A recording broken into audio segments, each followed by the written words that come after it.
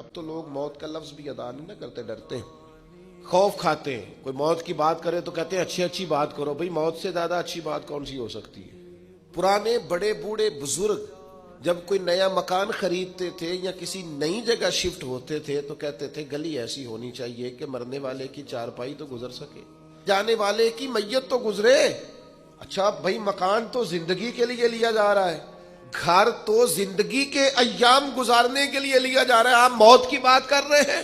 میرا خیال ہے ان کا فلسفہ اس لیے درست تھا کہ قرآن کہتا ہے بنانے والے نے بنائی ہی موت پہلے، اور پھر یہ کہ کوئی بچے گا، پھر یہ کہ کوئی ایسا ذی روح ہے جس میں جان تو آئی ہو موت نہ آئے۔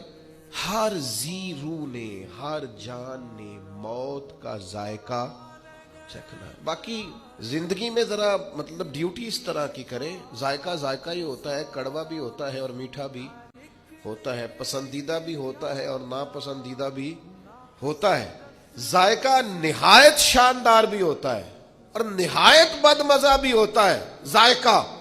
تو موت کا ذائقہ بھی بلا مثال و بلا تشبیہ کچھ لوگوں پر بڑا کڑوا ہے۔